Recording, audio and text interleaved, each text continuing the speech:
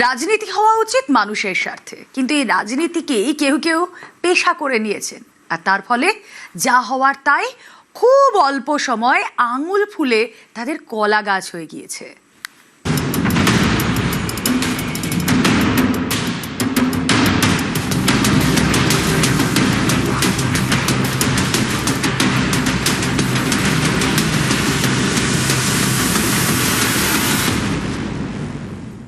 আর এই আঙুল ফুলে কলা গাছ হওয়ার নজির দিকে দিকে আপনাদের দেখাচ্ছি আমাদের বিশেষ সেগমেন্ট রাজমহল।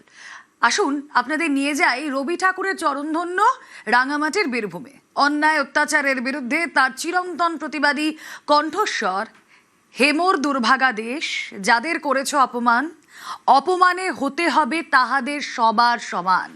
রবি ঠাকুরের এই মাটির কলঙ্ক রবি মুর্মু, বীরভূমের তৃণমূল নেতা।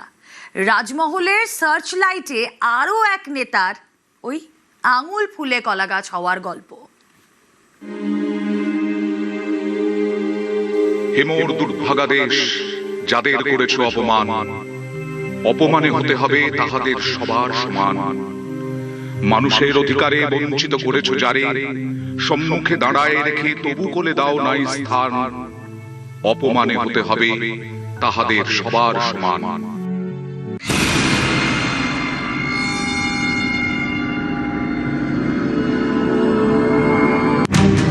অন্যায়, অত্যাচার, শোষণ এর বিরুদ্ধে রুখে দাঁড়ানোর ভাষা রবীন্দ্রনাথ ঠাকুর। বাঙালির প্রতিবাদের আশ্রয় সেই রবির মাটিতেই আরেক রবি, মিল শুধু নামেই, বাকিটা আলাদা। তৃণমূল নেতা রবীন্দ্রনাথ মুর্মু, আড়ালে আবডারে লোকেরা তাকে রবি ডাকাত নামে ডাকে। তৃণমূল জামানায় রবির পেয়াদা বাহিনীতে অতিষ্ঠ ছিল বীরভূম। জঙ্গলমহলের মধ্যে যা অত্যাচার করেছে, বেশিরভাগ মানুষের উপরে এমন অত্যাচার মানে বলা ভাবা যায় না। আর জমি জায়গা তো সব আমাদের চৌপাড়িতে সব ওনার নামে লিখে দিয়েছে। সবাই ভয় করছিল যে গুন্ডা বাহিনী নিয়ে আসবে এইভাবে। ওনার রকম চাষিরা না জমি দিল। আমাদের কিছুদিন আগে এখানে একটা জমি যেমন কিনেছে, রেজিস্ট্রি করে, এখন রেজিস্ট্রিও হয় নাই, এগ্রিমেন্ট করার পর জমিটা পড়ে আছে, যে তার উপর জমির উপর দিকে রাস্তা বানিয়ে দিয়েছে একটা।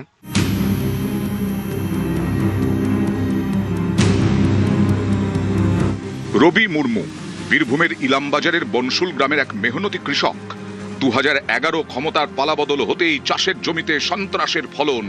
রবি তখন থেকেই রবি ডাকাত। মানে এমন দুর্নীতির সঙ্গে যুক্ত, জমি দালালি থেকে আরম্ভ করে গরু পাচারে, কয়লা কারিকারি থেকে তারপরে মানুষের খাস জমি পর্যন্ত উনি দখল করে নিয়েছে। নিজের বাবা তো ভিক্ষা করে খেতেন, উনি আজকে কি করে বোলপুর একটা ফ্ল্যাট বাড়ি করেছেন, সিউড়িতে করেছেন, দুর্গাপুরে, তারপরে কলকাতাতে, এমনকি বন দপ্তরের জায়গা পর্যন্ত জবরদখল করে বসবাস করতে পার্টি করেছেন, তারপর নিজের নামেও করে নিয়েছেন। যে মানুষ আজকে সাইকেলে চড়তে পারতেন না তখনকার বাজারে, এসি গাড়িতে এখন ঘুরে বেড়াচ্ছেন। অত্যাচার ক্ষমতার এক চেনা অস্ত্র। ক্ষমতা যতই অবাধ হয়, ক্ষমতা ততই মানুষকে নিচের দিকে নিয়ে যায়। ক্ষমতার লিফটে চড়ে ক্রমশ ওপরে উঠেছেন রবি মুর্মু। শোষণ, বঞ্চনা, অত্যাচার, প্রতারণা, দুর্নীতির আকাশে রবির উদয়। ওনার বাবা কিছু বর্গাদা জমি চাষ করতো।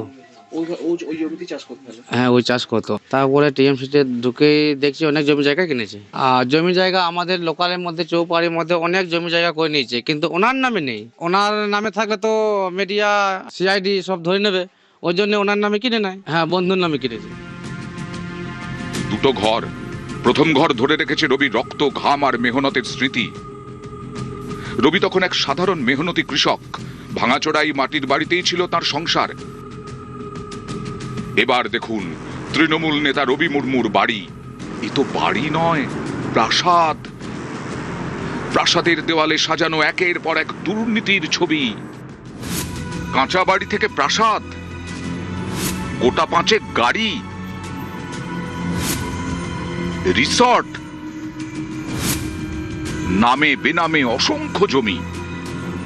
আমাদের যেমন বালিঘাট থেকে কিছুদিন আগে এই বালিঘাটটা প্রত্যেকটা গাড়ি পিছু মাসে 15,000 টাকা করে তোলা নিত, সেইখান থেকে 10-12টা গাড়ি খাচ্ছিল, সেইখান থেকে তার একটু টাকা বৃদ্ধি পাচ্ছিল। এখান থেকে আমাদের যে রেস্টুরেন্ট বা সব নানা রকম রয়েছে সেইখান থেকে মাসে প্রশাসন দিয়ে বা আরও অন্য কিছু দিয়ে তারা ভয় ভর্তি দিয়ে টাকা তুলছিল।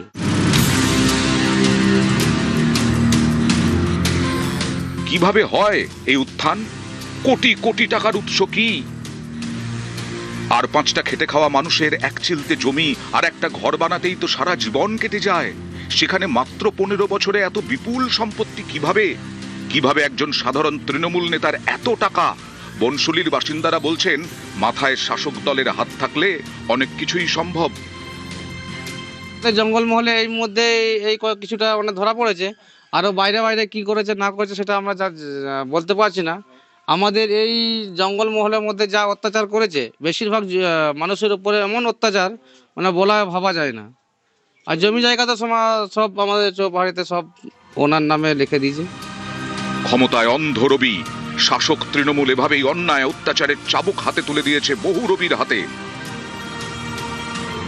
15 বছরে ক্যালেন্ডারে এমন অনেক রবির ভিড়। বীরভূম থেকে ইন্দ্রজিৎ রুজ, নিউজ 18 বাংলা।